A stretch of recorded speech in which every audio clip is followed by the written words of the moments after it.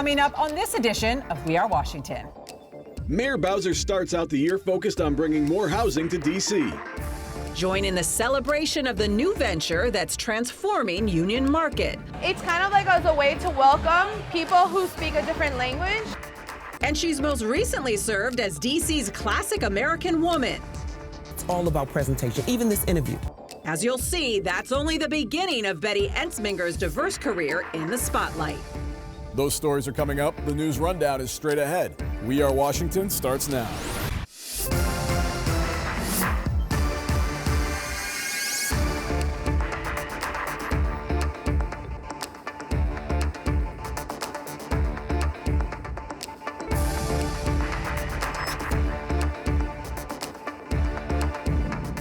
Welcome to We Are Washington. I'm Matt Granato. And I'm Cecily Fernandez. This week, we're talking about a major redevelopment in historic Anacostia, self-driving Ubers steer toward D.C., and the district invests millions of dollars in local businesses. Then, its English translation means the harvest. La Cosecha's 20,000 square feet of food, shopping, and entertainment is celebrating the vibrant and diverse culture and offering a new experience for customers.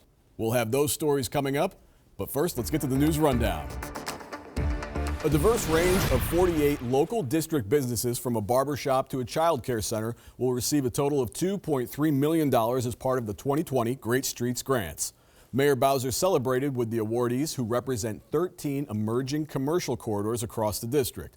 The revitalization initiative is led by the Office of the Deputy Mayor for Planning and Economic Development, or DEMPED.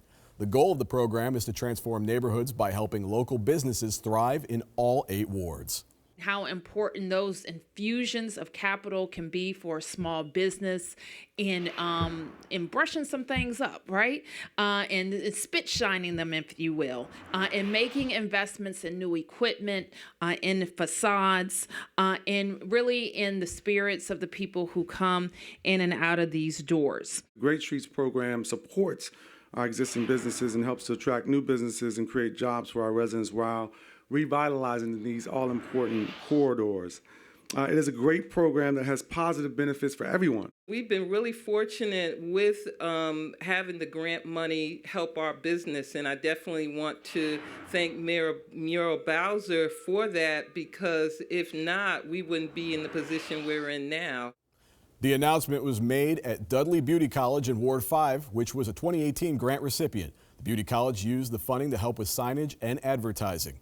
367 district businesses have benefited from the Great Streets Grants program since it began in 2006. For more information about the program, visit greatstreets.dc.gov. The mayor kicked off 2020 focused on the goal of producing 36,000 housing units by 2025. 12,000 of which will be affordable. She previewed the administration's strategy to reach the goal at an event called New Year, New Housing. Let's be real clear about what the #1 priority is for DC residents. It is affordable housing. And that's people with very low incomes, and that's also for people with pretty robust incomes. People want to know that their hard-earned dollars will allow them to live a quality life in a great neighborhood in Washington, D.C. As part of the effort to reach the target, the Bowser administration will hold its third in a series of town hall type events called Continuing Conversations on Housing, to inform residents about the policies that are driving the city's housing goals and production. Hundreds of volunteers fanned out across the district to conduct a single night count of people experiencing homelessness. Mayor Bowser joined the volunteers for the 2020 Point in Time Count, which provides a snapshot of the scope of homelessness in our city. The district is one of hundreds of cities across the country that conducts a point in time count on one night during the last 10 days in January. I am proud that we can report progress. We look at how we have driven down family homelessness in the city is quite remarkable. The 2019 count found a 5.5% decrease in persons experiencing homelessness in 2018 and a 45% decrease in family homelessness since 2016. The annual survey also provides volunteers an opportunity to connect residents experiencing homelessness with resources and services in the district. The transformation of MLK Gateway in Anacostia is underway. Mayor Bowser celebrated the groundbreaking of the historic retail buildings at the intersection of Good Hope Road and Martin Luther King Jr. Avenue Southeast. The project will bring office, retail, and other neighborhood amenities to Ward 8. Ward 8 residents, they want great amenities, safe neighborhoods, safe pedestrian access, and they want opportunities. This MLK Gateway project literally is one of a kind. And it takes great leadership in a great city and great partners to make something like this happen. The renovation includes a two-story office addition above the historic buildings that will be occupied by Enlightened, a cyber technology company that will bring 150 employees from their downtown location to Anacostia. It's that time of year again. Tax filing season is currently underway in the district. If you're a taxpayer, there are some changes to the filing process you'll want to hear about. The D.C. Office of Tax and Revenue is making filing your 2019 returns simpler, faster, and safer. All you have to do is visit mytax.dc.gov. There you will find everything needed to e-file, from current and prior year tax forms to exemption requests. Other notable changes happening: starting March 31st, you can request and manage your district clean hand certificate through the new online portal. Also, since December 2019, a newly integrated real property tax system has been in effect, allowing residents to easily process billing and other issues.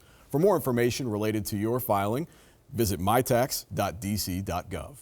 Mayor Bowser outlined her priorities for her second term in office with the release of the 2020 Accountability Report. The report provides a comprehensive look at the administration's goals and priorities for the coming year and beyond in all aspects of district life, including education, housing, public safety, and economic development. Among the report's main takeaways, D.C. has a lot to be proud of, but a lot left to accomplish, especially in the area of affordable housing. Our charge remains: how do we expand opportunity for 705,000 Washingtonians? How do we build enough housing for people who want to live here? And how do we build the right types of housing in all of the areas of Washington, D.C.? How do we make sure that more residents have experiences working their way to part of the prosperity that the district is experiencing and taking advantage of the full spectrum of services we offer? The full report can be found at accountability.dc.gov.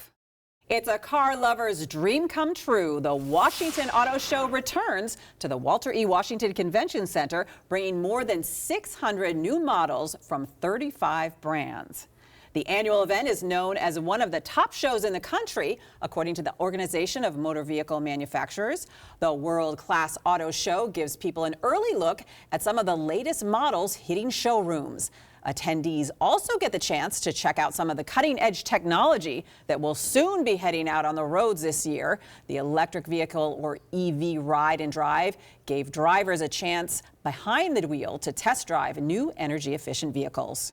Uber, one of the companies making big news at this year's Washington Auto Show, CEO Eric Mayoffer announced that the rideshare company is launching a fleet of self-driving vehicles on D.C. city streets. You can already see the cars out on the roads, but for the time being, there will be human drivers behind the wheel during the initial phase of the trial. Uber is not the first company to bring automated cars to D.C. In 2018, Ford announced plans to bring its self-driving fleet, aiming for a commercial launch next year.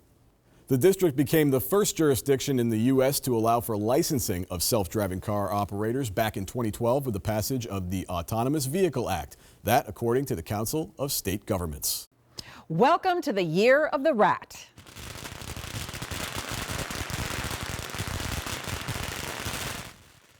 Crowds line the streets of Chinatown for the Chinese Lunar New Year parade, complete with lion dancers, firecrackers, and traditional kung fu demonstrations. The rat is the first in the 12-year cycle of Chinese zodiac signs, suggesting that a rat year is a year of renewal. I always love the firecrackers at the annual parade that they do for the Chinese New Year. A lot to get to in the show today, but we do have a quick minute just to recap some of the items we've been talking about. Staying with the Chinese Lunar New Year parade that we had here in D.C., Like I said, the firecrackers, they're huge. It's a big part of it, but there's also a lot of other things happening, too, across the district to celebrate the events.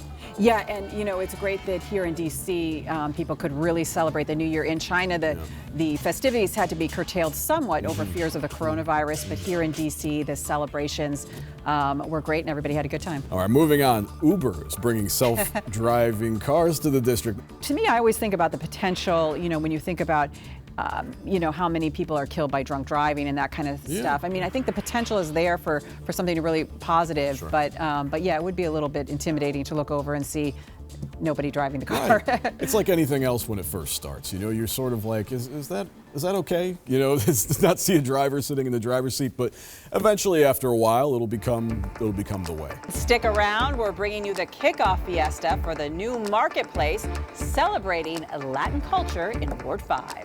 And she's most recently reigned as DC's American Classic Woman. But you won't believe how Betty Entzminger got her start in show business. Later, her incredible story.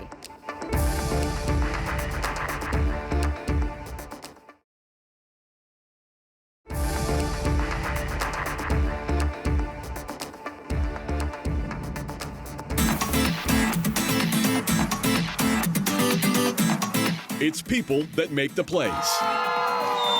That could be why Union Market has served as the community meeting place where neighbors, students, tourists, and artists have celebrated a mix of permanent and pop-up food stands, along with unique events, since 2012. The neighborhood's transformation, fueled in part by Union Market, is now laying claim to the addition of a brand new marketplace celebrating Latin American culture. The purpose is to support Latina designers and to bring visibility of Latino culture to the mainstream. Say hello to La Cosecha. The 20,000 square foot market is making its debut to area residents with a block party as vibrant and rich as the cultures it represents. We are a growing ethnicity, but we are very underrepresented in like business and politics and entertainment, so this is a way to grow it. The brand new communal plaza serves as the public square, hosting high-spirited celebration, live musical performances, and dancing. La Cosecha brings with it a robust list of restaurants and retail destinations with the mission of connecting DC residents to an array of Spanish-speaking countries from around the globe. I miss things from home and I miss the crafts that we had abroad, but I was very hard to find things here that reminded me of home. These things that are here are truly unique. Everything that you see is either handmade by a woman designer and artisan. In addition to adding food, music, and culinary experiences for the community, La Cosecha also serves a philanthropic mission. A lot of our projects have a nonprofit behind it. A percentage of sales goes towards funding the La Cosecha Foundation, benefiting organizations such as the Carlos Rosario School, a place teaching technical skills to immigrants. It's kind of like as a way to welcome people who speak a different language, and for a lot of us who are first generation or who immigrated to this country, it's like a nice welcoming sign. La Cosecha serves one of the United States' fastest growing populations. To bring our culture and the things like the raíces and everything, our roots that we love together, and just to like say like we're here and we're not going anywhere either. Well, after the break, from movies to television and theater stage, find out where actor and singer Betty Entzminger discovered her passion for performance.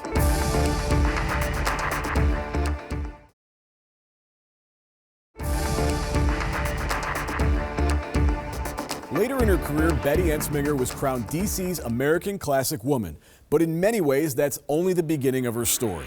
Her passion for singing emerged at a young age. One of 9 children of a Baptist minister, her musical talents were front and center at Sunday services. Since those days, Betty's career has taken her to film sets, television studios, and theater stages. And as you're about to see, Betty's presence and energy is just as attention-grabbing as her story.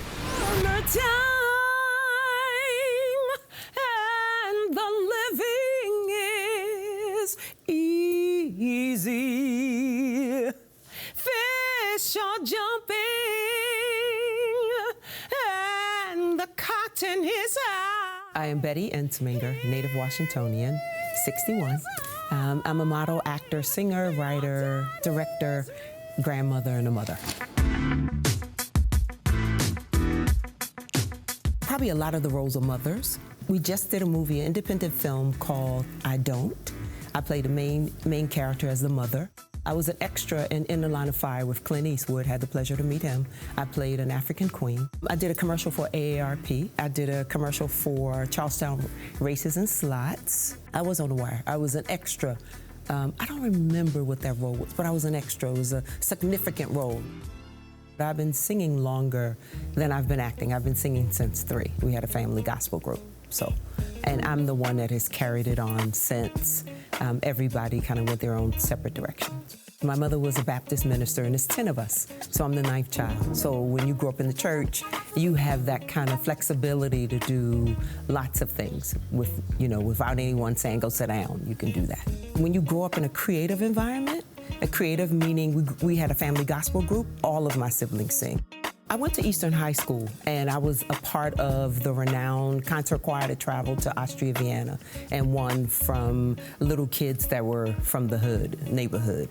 And I wanted to go to Duke Ellington. I couldn't go to Duke Ellington because it was 10 of us. But I did not lack at all going to Eastern because I wanted to dance, believe it or not. So I did dance at Eastern. I sang at Eastern. The music director wrote a play. I played Billie Holiday. We did I Gotta Keep Moving. It was in the mayor's office, Mayor Marion Barry at that time. So I didn't feel, it's like experiencing something you've never had. I didn't know what Duke Ellington, the expectations was because I had the rich experience at Eastern. But for my last year at Eastern High School, 1976, I performed with Duke Ellington, with Mike Malone, one of the founders of Duke Ellington. So I had the experience. So I started modeling for all the cultural designers, and I've been modeling over 36 years. So I stopped singing to start modeling, and now acting kind of opened up. And what I didn't realize is when I graduated from high school, in my yearbook it says I wanted to be an actress. And so my first year at the university, Professor Gray said she casted me for the understudy of the leading role as an actress. Congratulations, Betty. I really appreciated being the American Classic. I won from 2018 to 2019. I surrendered my crown at the Lincoln Theater. My grandson, who escorted me this year, he just turned 2. That was a very riveting experience. It's like it came full circle for me. So I think all of it plays, the music plays with the acting plays with the model. It's all about presentation. Even this interview, it's about how you present yourself, and I take it all back to how I was brought up in the church, just being able to do so many things that I probably would not have ever had the confidence to do now. And your ma is good looking, so hush, little baby, don't you cry.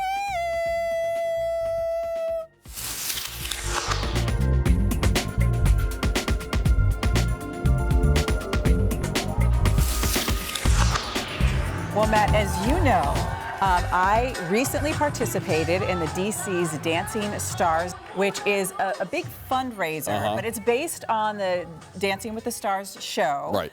And so this was a very terrifying and challenging adventure for me. Yeah. I was dancing on behalf of the Raymond A. Wood Foundation, which raises money for pediatric survivors of brain tumors and their families. So it was a great cause. We raised a ton of money that night. And as you can see, it was a lot of fun, a lot of dancing. I had a great professional dance instructor who kind of dragged me through learning the dance, and Does that make it intimidating, or does that actually help to have it? Like, you have somebody who does this professionally and they do it all the time, and are you intimidated to go ahead and say, all right, well, I want to show you what I can do, or is it nice to have them there to sort of help out? Well, you start off, if you're like me, you start off like, let me show you what I can do. Yeah. And then you quickly realize that you can't do anything, and then you defer to your professional dance instructor. They bring you back to it. But it's a great fun evening. So